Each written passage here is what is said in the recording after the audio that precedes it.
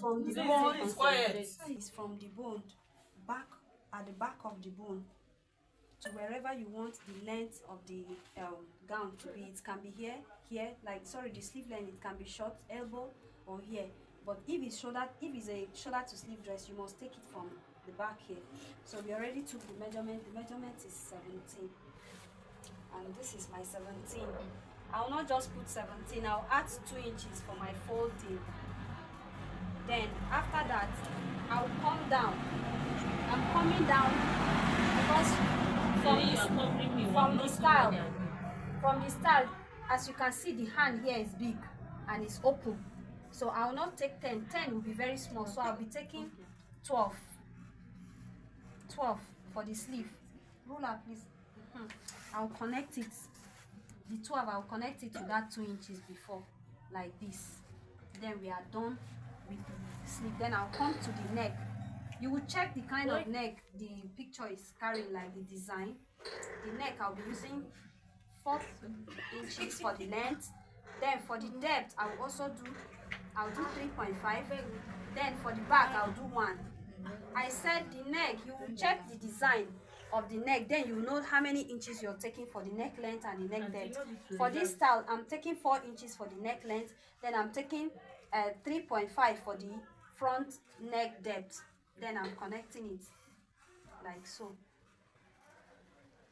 Then don't forget to do your shoulder slope. You are sloping down with 1/2 inches. Then you are connecting the slope back to the neck.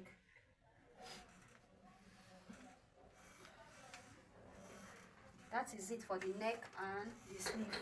Then I'll check her shoulder to hip. Her shoulder to hip is 26. I'll dot it. Sorry. If you look at the design we are sketching, it has something like butterfly by this side here. That butterfly side effect will be from the hip. When you get it, you now connect it to the sleeve like so. This one, no measurement though.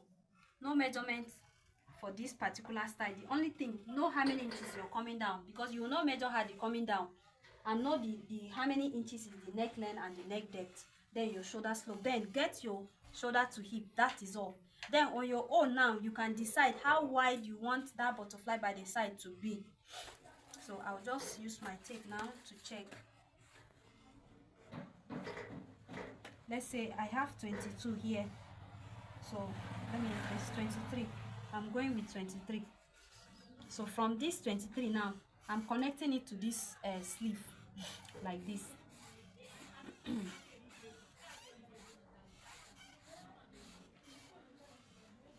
Like this. Then I'll check out my gown length. I'll check the gown length.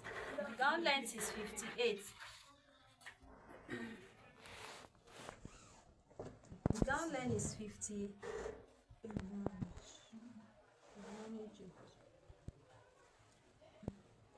Okay, I'm just using the 58. I'm not touching this place. I think that this is supposed to be 60. I don't know why they reduce it to. Okay, we'll manage it like that. Then if you look at the design of this book, the down part is pencil. This is what I will do. I will measure the complete distance I have here. I'll minus 5 inches for the pencil. You will measure the complete measurement you have, minus 5 inches. That gives you the pencil. Then you will connect it. You first of all get a straight line first, because the down is very straight. Because this straight part, later you'll be folding it and you'll be leaving it open. So once you've gotten your straight line like this, the next thing you do, you are connecting this one to this place like this. We are done. I said you measure this complete part, then you minus 5 inches. Standard, then you put it here. Whatever you may have put here before, you have to measure and minus 5 inches, then you place it on the down part. That is it. No, the pleating is not part of it. It's when we finish cutting here that I'll cut the stripes for that stuff.